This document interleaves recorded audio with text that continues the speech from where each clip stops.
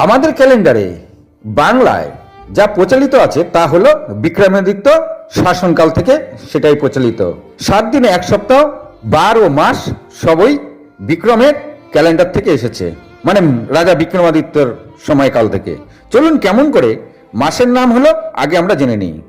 ফাল্গুন মাসে চন্দ্র পূর্ণিমাতে চন্দ্র চিত্র নক্ষত্রে অবস্থান করে বলে তার পরের মাসের নাম চৈত্র।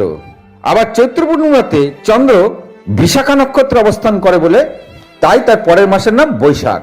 আমরা বৈশাখ পূর্ণিমাতে আবার বৈশাখ পূর্ণিমার সাথে চন্দ্র জ্যৈষ্ঠা বা তার মূল নক্ষত্রে অবস্থান করে বলে তাকে জ্যৈষ্ঠ মাস নাম দেওয়া হয়েছে।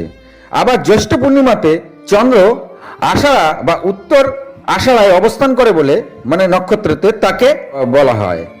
আবার আষাঢ়ের পূর্ণিমাতে চন্দ্র প্রবল শ্রাবণ নক্ষত্রে অবস্থান করে বলে তাই তার পরের মাসের নাম শ্রাবণ।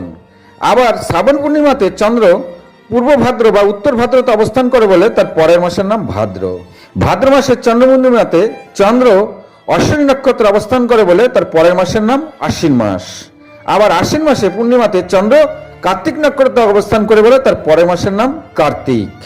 আবার কার্তিক মাসের পূর্ণিমাতে চন্দ্র আদ্রা নক্ষত্রতে অবস্থান করে বলে তার পরের মাসের নাম অগ্রহায়ণ। আর অগ্রহায়ণ মাসের পূর্ণিমাতে চন্দ্র পূর্ণবসু নক্ষত্রে অবস্থান করে বলে তার পরের মাসের নাম পৌষ। আবার পৌষ মাসের পূর্ণিমাতে চন্দ্র মাঘা নক্ষত্রে অবস্থান করে বলে তার পরের মাসের নাম মাঘ। আর মাঘ মাসের পূর্ণিমাতে চন্দ্র ফাল্গুনিতে বা উত্তর ফাল্গুনিতে অবস্থান করে বলে তার পরের মাসের নাম ফাল্গুন মাস। হরে কৃষ্ণ।